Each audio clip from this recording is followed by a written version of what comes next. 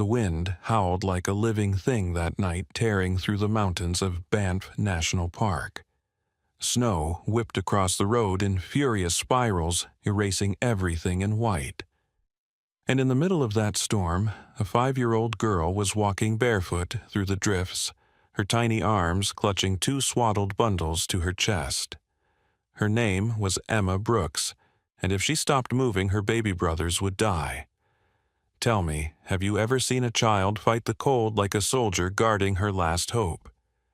Stay with me, because what's about to happen inside that mountain mansion will break your heart and then mend it in a way you'll never forget. Emma's breath came out in short, panicked bursts that turned to frost before her eyes. Each step sank into snow that nearly reached her knees. Her jacket was too thin, her mittens soaked through. Beneath the blanket pressed to her chest, the twins Sam and Simon whimpered weakly. Their tiny fingers were stiff and pale, their cries fading into the roar of the wind. "Shh, we're almost there," Emma whispered, though she couldn't see anything ahead but endless white. The sound of her own voice kept her from collapsing. She was 5 years old, but tonight she was the only adult left in her family. Somewhere behind her, the cabin they had been hiding in was already buried. Her mother had said she'd come back soon, just needed to find help, but she never did. The last thing her mother had said was, "If something happens, find your Uncle Alex. He'll keep you safe." So Emma walked north toward the faint memory of a big house her mother had once described as the glass palace on the hill. She didn't know where that was exactly, only that if she stopped, her brother's breathing would stop too. The wind grew wilder, clawing at her face like knives. Snowflakes stung her eyes, but ahead she saw a flicker of gold, a light faint but real. Her small heart hammered. Maybe it was the house. Maybe it was warmth. She stumbled forward and half running, half crawling through the storm. Her foot caught on a frozen branch. She fell, twisting to shield the babies from the impact. Pain shot through her knee, but she didn't cry. She only looked down at the twins and whispered, "Don't be scared." Simon, Mommy said. "Uncle Alex is good. He'll help us. He has to." By the time she reached the iron gates, Emma could barely stand. Her legs trembled so hard they might snap. The mansion beyond looked unreal, its windows glowing like golden eyes through the snow. A long driveway wound upward to a massive glass entryway.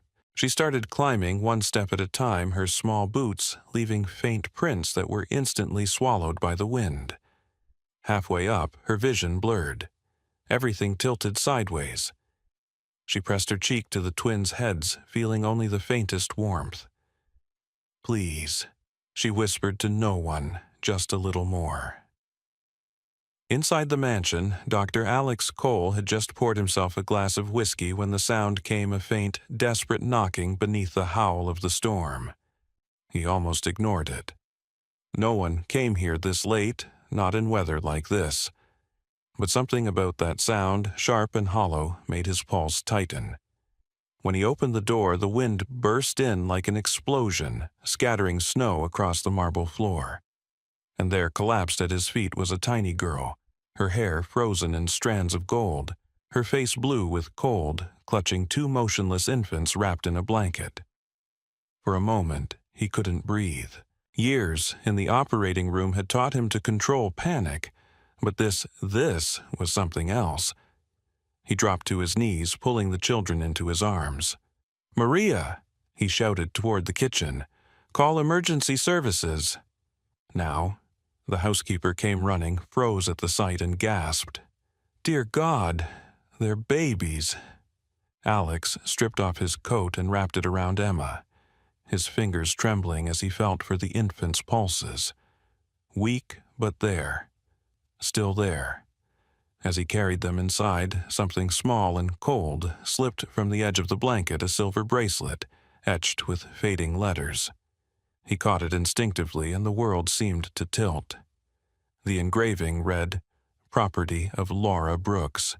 His heart stopped. That name, that impossible name, The sister he hadn't spoken to in years, the sister he had sworn he'd never forgive. The fire roared to life as Maria hurried back with warm towels and milk. Alex laid the twins by the hearth, checking their breathing, his mind spinning. How could this be Laura's children, his niece and nephews? The oldest girl stirred lips, trembling. Her eyes fluttered open, bright green, the same shade Laura used to have. She looked up at him, dazed but determined. "Are you Uncle Alex?" she whispered. Mommy said, "You'd help us."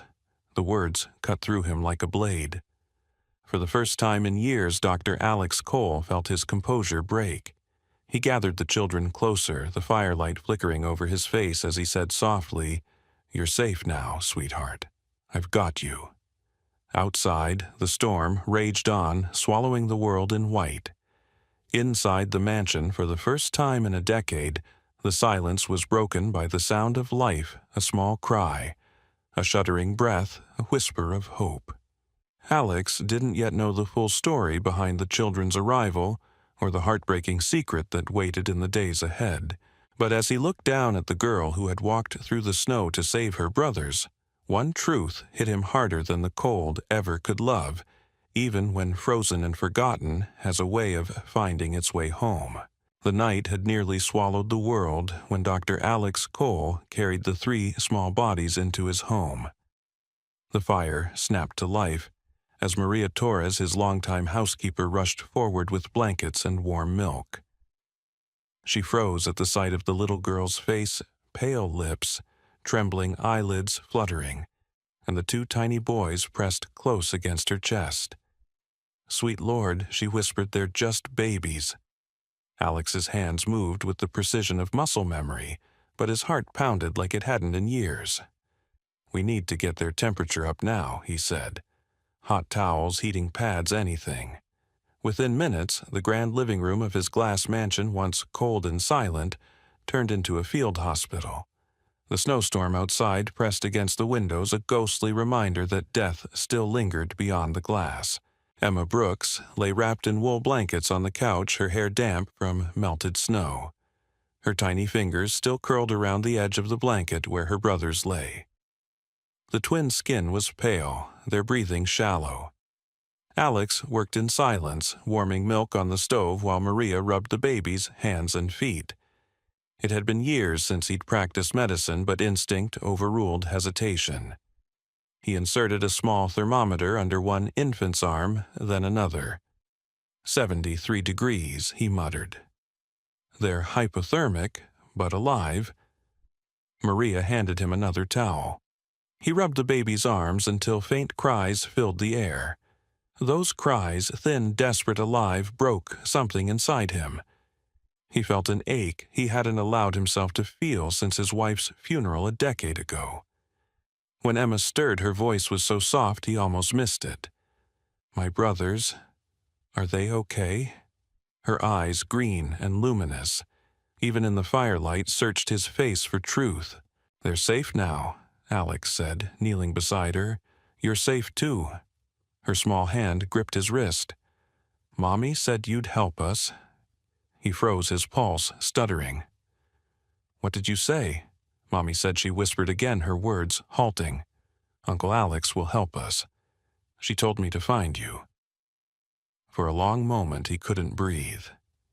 Uncle Alex? The name struck like thunder in his chest. He looked down at the little girl's face, saw the faint curve of a smile that was achingly familiar. His sister Laura had the same smile when they were young, the same stubborn jaw, the same warmth in her eyes before life hardened both of them.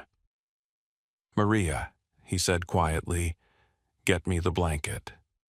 She lifted it gently from the floor, and something small slipped out, a silver bracelet, dull from wear, engraved with words that made Alex's vision blur. "Property of Laura Brooks." The sound of the storm outside seemed to fade. He turned the bracelet over in his hand, tracing each letter with his thumb. Laura, the sister he had once loved fiercely, and then lost to pride and anger, the one he had sworn never to see again, after she walked away with a man he couldn't stand. He had told himself he was done with family. And yet here it was, family literally dropped at his doorstep by fate and snow. Maria's eyes welled. Is it? Her Alex nodded slowly, his throat tight. It has to be. The firelight flickered against the glass walls, and for the first time in years, the house felt human again, alive, imperfect, trembling with emotion. Alex sat near the couch watching the children sleep. Every few minutes he reached out to touch the twins' hands, checking for warmth, listening for the rhythm of their breathing. Emma, curled beneath a thick blanket, slept with her hand still holding his sleeve, as if afraid he'd vanish if she let go. He stayed like that until dawn, staring into the fire, the weight of guilt settling deeper into his chest. How long had Laura been out there? Why hadn't she called? What kind of brother had he become, one so buried in his own success that he didn't notice when his only sister disappeared? When the first light of morning slipped through the tall windows, the storm had passed. The mountains stood calm under a sky washed clean. Emma awoke to the scent of warm pancakes and coffee.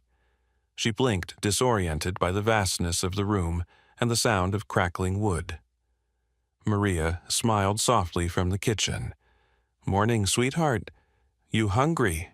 Emma nodded timidly. "My brothers. Sleeping like angels," Maria said, gesturing toward the couch where Sam and Simon lay bundled together, cheeks pink with new warmth. Alex approached slowly, a plate in one hand, a mug in the other. He set the plate before her, pancakes cut into small pieces, syrup on the side. "Eat," he said gently. "You've earned it." Emma looked around the grand space glass walls, white marble floors, a piano in the corner, and frowned. "It's too big," she whispered. "Too quiet." He glanced around, realizing she was right. The place had been a museum of solitude for too long.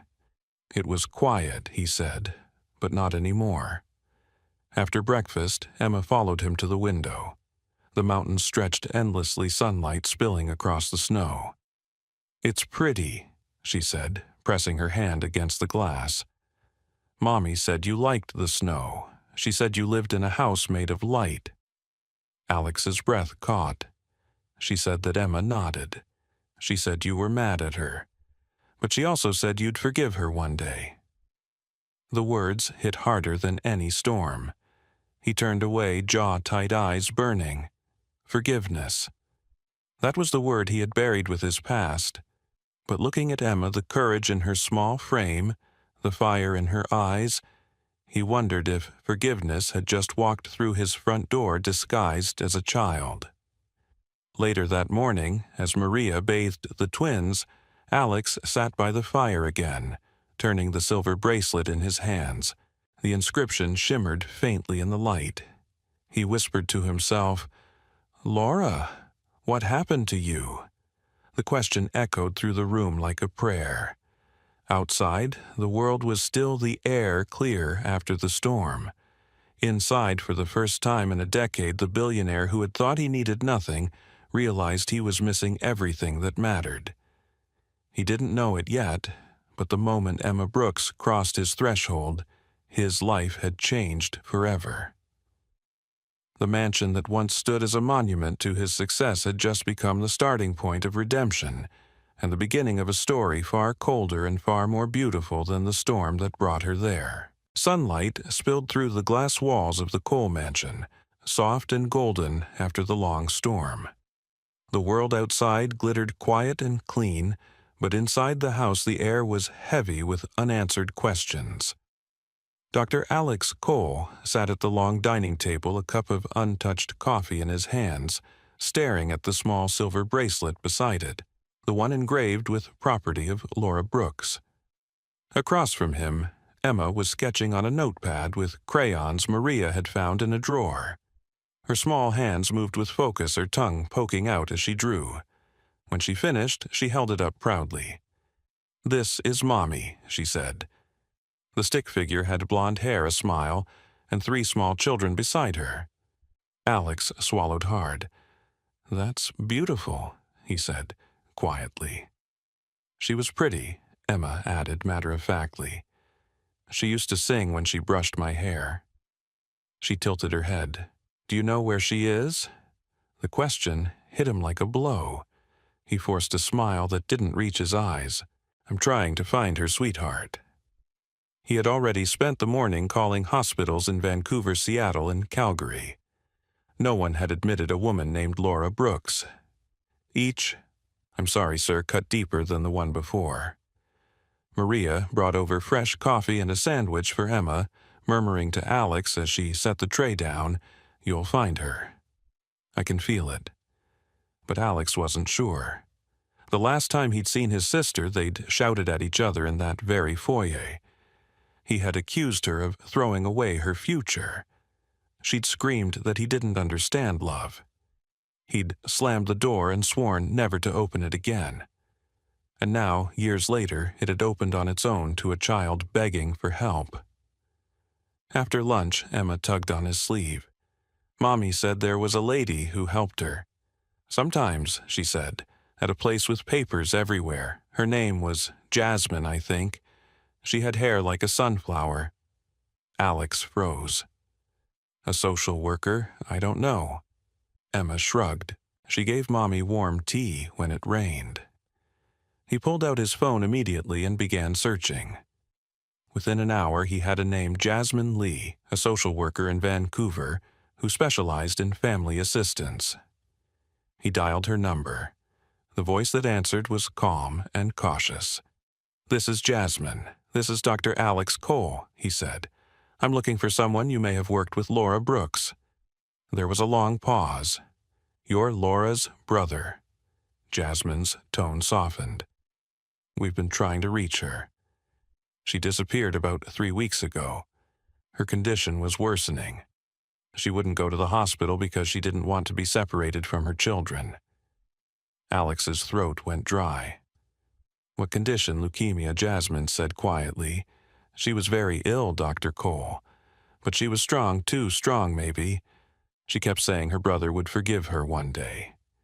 He leaned back in his chair, eyes closing. Guilt settled over him like a second skin. All the years of silence. All the letters he'd never written. Jasmine continued. "We last saw her near a small boarding house on the east side of Seattle. She left before the rent expired." "I can give you the address. Please do," Alex said. His voice was steady, but his hands were shaking. When he hung up, Emma was standing near the window, staring out at the snow. "Uncle Alex," she asked softly, "is Mommy sick?" He knelt beside her, brushing a strand of hair from her face. "She's been sick for a while, but we're going to find her, I promise." Emma nodded solemnly. "Then we should hurry. She gets cold fast." That night, Alex couldn't sleep. He sat by the fireplace long after everyone else had gone to bed, the light flickering across his face. The bracelet lay on the table beside him, a tiny gleaming reminder of everything he'd lost and everything he had to fix.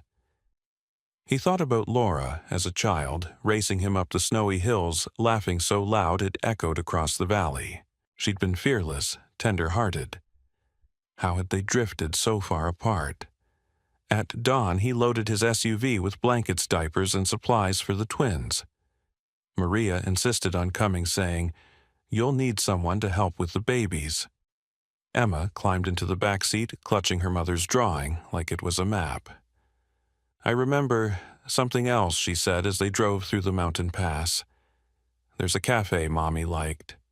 It had blue walls and smelled like cinnamon. It's near the river." Alex glanced at her in the rearview mirror. "A blue cafe by the river," he repeated, committing it to memory. Hours later, they crossed into Washington, the snow thinning as they neared Seattle.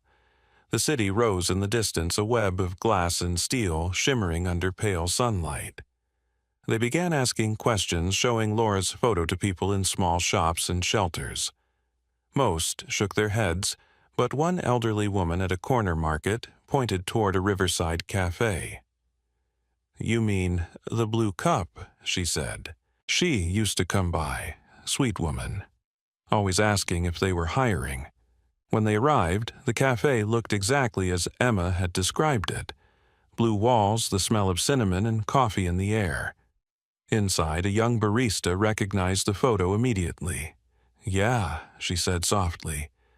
She came here a few weeks ago. Looked real tired. Sat by the window watching the river. Said she was waiting for someone. Alex's voice barely came out. Did she say who? She just said, my brother will come for me. He promised once. For a moment, he couldn't speak. He turned away, staring at the window seat where Laura had once sat. Outside, the river glinted under the afternoon sun. She had believed in him, even after all those years, even when he'd given her every reason not to. Back in the car, Emma leaned against him, sleepy but hopeful. We'll find her soon, she murmured. Mommy always said good people find their way back. He looked down at her, this brave little girl, who had carried her brothers through a snowstorm, and felt something shift inside him. The mansion, the wealth, the titles, they all meant nothing now. What mattered was the family he'd forgotten, the sister he'd failed, and the promise he was finally ready to keep. As the city lights came alive across the water, Alex whispered to himself, Hold on, Laura. I'm coming. Beside him, Emma stirred and smiled faintly in her sleep, as if she'd heard him. The twins' soft breathing filled the car, the rhythm of life that had returned to him out of the cold. Somewhere in the city, a woman named Laura Brooks was waiting, and for the first time in years, Alex Cole felt like he was exactly where he was meant to be. The hospital hallways smelled faintly of antiseptic and rain. Alex's shoes squeaked against the floor as he hurried behind the nurse who led the way. He clutched his coat tightly, his heart pounding in his chest. Behind him, Emma held Maria's hand, her other hand wrapped around her mother's drawing. Is Mommy here? She whispered. Alex didn't trust his voice, so he only nodded. When they reached room 314, the nurse pushed the door open quietly. Inside, sunlight filtered through half-closed blinds, casting soft stripes across the white sheets. A frail woman lay there, her blonde hair thin, her skin pale. But when her eyes opened, those familiar green eyes that mirrored Emma's, Alex forgot to breathe. Laura, he whispered. Her lips parted in disbelief. Alex. For a moment, time collapsed, years of silence, pride, and regret melting into air. Emma dropped Maria's hand and ran forward, her small feet padding against the linoleum. Mommy, she cried. Laura struggled to sit up, her trembling arms reaching for her daughter. Emma clung to her, burying her face in her mother's shoulder, as tears streamed down both their cheeks. My baby, Laura murmured, her voice hoarse. You found me. Alex stood frozen in the doorway, unable to move, unable to speak. When Laura looked up at him again, her gaze softened and her lips curved into a faint, knowing smile. You came, she whispered. You really came. He stepped forward at last, his throat tightening. I should have come a long time ago. Laura's hand trembled as she reached for him. We were so young, Alex. We said terrible things. I said terrible things he corrected. You were right about love, and I was too proud to see it. She let out a weak laugh that turned into a cough. Pride's a funny thing. Keeps you warm until it kills you. He pulled a chair close and sat beside her, taking her cold hand in his. I'm sorry, Laura, for everything, for not being there when you needed me most. Her fingers squeezed his weakly. You're here now. That's all that matters. For a while, no one spoke. The steady hum of machines filled the silence, mixed with the soft sounds of Emma humming to the twins in the corner who were bundled in warm blankets Maria had brought. The little family, broken, scattered, and then reunited, seemed to draw warmth from each other. Laura studied her brother quietly. They look like you, Alex said softly, nodding toward the babies. They have his eyes, she replied, her voice suddenly tight. Alex hesitated. Emma mentioned their father. Laura turned her gaze to the window where rain streaked down the glass. David Allen, she said bitterly. He was charming once, said all the right things, but when the money ran out, so did he. The night he hit me, that was the night I left.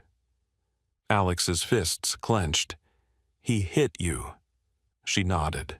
More than once. I didn't want to believe it. I thought I could fix him. But then Emma saw. And that was the last time. He rose from his chair, pacing the small space. He's not going near you or the kids again. I'll make sure of that. Alex, she said gently, don't waste your anger on him. Just promise me you'll take care of them. All three.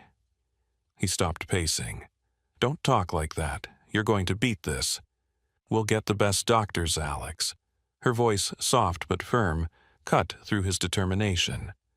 I know what's coming. I've made my peace with it. He shook his head, his voice breaking.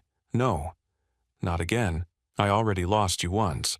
I can't do it twice. She smiled faintly, brushing a tear from his cheek. Then, don't lose me. Keep me here. She gestured toward Emma and the twins in them. In every story you tell, every birthday you show up for. He couldn't speak. He just held her hand tighter as if that alone could keep her anchored to the world. A soft knock interrupted them. A nurse peeked in. Dr. Cole, there's a man asking to see Mrs. Brooks. Says he's her husband. Alex's blood ran cold. Laura's eyes widened. No, she whispered. The door opened before Alex could answer, and David Allen stepped inside immaculate as ever. Tailored coat, polished shoes, and that same easy smile that once fooled everyone. Laura, he said smoothly, you look thinner. Alex was on his feet instantly. Get out. David smirked. Always the hero, huh, Dr. Funny? I didn't see you when she was starving in a motel. Laura's breathing quickened. David, please just go. Not without my kids, he said, his tone sharp now. You took them, you ran. You think you can hide them here in your rich brother's fortress. Alex stepped closer, his voice low but dangerous. You don't have any rights here. Not anymore. David scoffed. I'm their father. And I'm the man who will make sure you never hurt them again. Alex shot back. The tension crackled like electricity. Nurses gathered in the doorway, ready to intervene. Laura's voice broke through weak but steady. David, look at them. Look at what you did to this family. You lost your right to call yourself their father the night you raised your hand against me. For once, David had no comeback. His mouth opened, then shut. He turned to leave, but not before muttering, "You'll regret this." The door closed behind him with a hollow sound. Alex exhaled shakily, his anger giving way to exhaustion. He turned back to Laura, who had slumped against the pillows, drained. "It's over," he said quietly. "You're safe now." She smiled faintly. "For now. But promise me, Alex, if something happens, promise me you'll keep them together. Don't let them grow up alone." He leaned forward, pressing his forehead to hers. "I promise. I swear it." Outside, the rain slowed to a drizzle. Inside, Emma climbed onto the bed beside her mother, holding one tiny twin in each arm. Laura looked at them, her eyes soft, her face peaceful for the first time in years. "See," Mommy Emma whispered. "We're all here. You don't have to be scared anymore." Laura's hand trembled as she brushed her daughter's cheek. "No, sweetheart," she said softly. "Not anymore."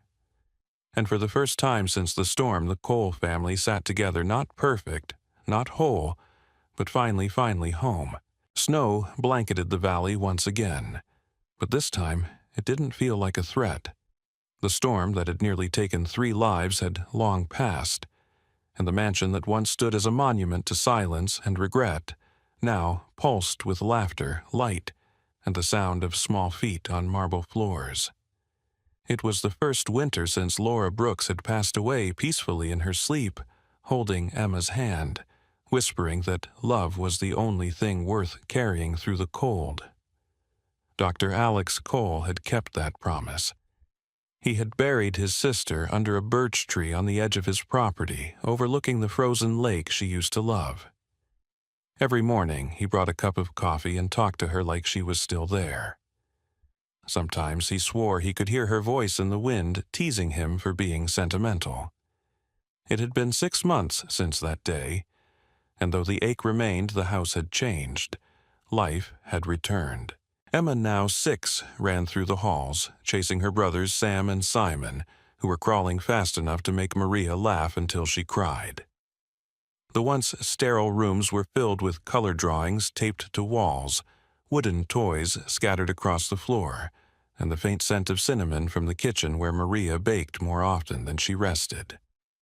Alex stood by the large window of the living room, watching the 3 children play in the snow outside.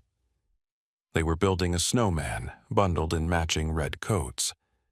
Emma was bossing her brothers around, explaining how Mommy said, "The nose has to be straight, not crooked like last time."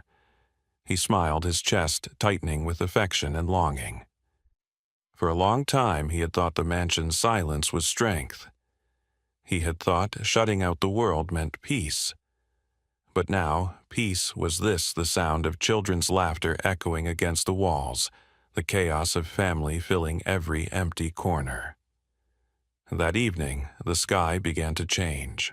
The air outside shimmered with streaks of green and violet. The northern lights had come early, stretching across the sky like paintbrush strokes of heaven. Alex called out to the kids, "Come inside, you'll freeze." But Emma only laughed. "Uncle Alex, look, the sky's dancing." He stepped out into the snow, breath visible in the cold air.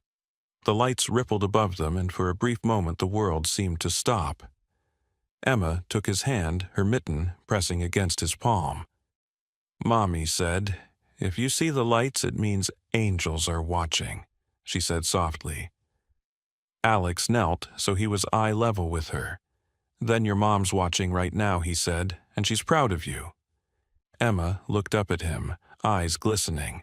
"Do you think she misses us?" He hesitated, feeling that familiar lump in his throat. "Every day, but I think she's happy knowing you're safe." The twins gurgled, reaching for the lights as if they could grab the colors. Maria stood by the doorway, wrapped in a shawl, her face lit by the glow. "She'd be proud of you too, Dr. Cole," she said. "You kept your promise." He didn't answer. He only looked at the sky, feeling Laura's presence in every breath of wind that brushed against his cheek. The guilt had lessened, replaced by something quieter gratitude. Over the following months, the house transformed further. Alex had one wing redesigned into a children's library, complete with beanbag shelves of storybooks and a mural of a bright blue sky that Emma had painted herself. The nursery became a classroom where she learned to read aloud to her brothers. The medical office he'd once used for business calls now housed framed drawings, stick figures labeled Mommy, Uncle, Alex, Maria, and 3 smiling children holding hands beneath the words, "Our Family." At night, when the twins had fallen asleep and the house grew still again, Alex would often sit by the fire with Emma curled beside him. She'd tell him stories her mother used to make up about princes who weren't brave, but learned to be about lost travelers who found home again. Mommy said stories fix the broken parts, she'd say. He believed that now. One afternoon, months after Laura's passing, Alex received an envelope postmarked from the city. Inside was a letter from Jasmine Lee, the social worker who had once helped Laura. It contained a single sheet of paper and a photograph. The photo showed Laura sitting on a park bench, Emma asleep in her lap, the twins bundled beside her. The note beneath it read, "She talked about you every visit. She never stopped believing you'd forgive her." Alex stared at the photo for a long time, the room blurring as tears welled. He placed the picture on the mantel above the fireplace beside a framed handprint of the children. That night, he gathered Emma and the twins by the fire. "Your mom wanted me to tell you something," he began. Emma looked up curious. She said, "The past is just a shadow. What matters is where you stand when the sun rises again." Emma tilted her head thoughtful. "Then, we're in the sun now, right?" He smiled. "Yes, right where we belong." The twins clapped at his words, babbling happily, and he laughed a sound that felt new, unburdened. Later, after tucking the children into bed, Alex stepped outside onto the balcony. The snow glowed under the moonlight. The mountains rose dark and majestic in the distance. Above them, the aurora shimmered again, green ribbons weaving through the stars. He whispered into the cold night, "You were right, Laura. Family isn't about blood, it's about showing up when it matters, and I'll spend the rest of my life showing up for them." A gust of wind stirred the trees, and for a fleeting second he thought he heard her laugh again, light, teasing, and free. When he returned inside, he paused by the children's room. Emma was sleeping with one arm draped over Sam and Simon, her face peaceful, her lips curved in a faint smile. The glow of a nightlight painted soft halos on their faces. He stood there for a long time, letting the warmth of that sight soak into him. The house was quiet, but it was a different kind of quiet now, a living, breathing calm. The ghosts of regret were gone, replaced by the steady rhythm of love. In the months that followed, Alex began volunteering at the local hospital again, helping children without families. He named the outreach program the Laura Foundation. When people asked why, he'd smile and say, "Because one woman taught me that forgiveness can build homes stronger than walls ever could." And on clear nights when the northern lights returned, he would gather the children on the porch, wrap them in blankets, and point to the sky. "That's her," he'd whisper. "She's still watching." The mansion that had once been a fortress of solitude was now a home alive, imperfect, and full of second chances. And beneath the dancing lights of the northern sky, the Cole family, reborn through loss and love, finally found peace in the warmth that not even winter could steal. As the snow settled over Banff once more, the story of Emma, her twin brothers, and Dr. Alex Cole came full circle, a story that began in darkness and ended bathed in light. A 5-year-old girl's courage had led her through a blizzard and into the heart of a man who had long forgotten what it meant to love. The mansion that once symbolized isolation became a sanctuary of warmth and family. Through laughter, forgiveness, and loss, they built something stronger than blood, a home reborn not from perfection, but from compassion and second chances. Emma grew into a bright and fearless young girl, carrying her mother, Laura's tenderness, and her uncle's quiet strength. The twins thrived under the care of a man who had once believed his heart was frozen forever.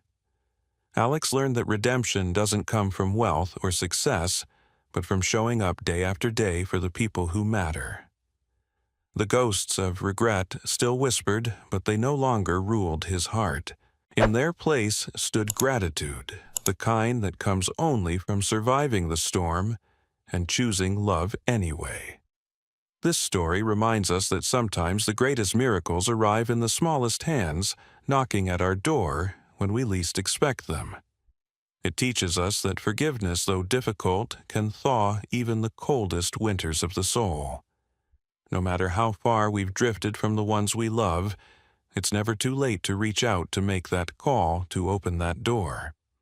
Life has a way of giving us second chances if we're brave enough to take them. So, as you finish this story, ask yourself who in your life deserves another chance, who might be waiting just beyond the storm for you to open the door. If this story touched your heart, don't forget to subscribe to our channel. Leave a comment and share your thoughts. Your support helps us continue creating heartfelt stories that remind us all, no matter how cold the world may seem, love will always find its way home.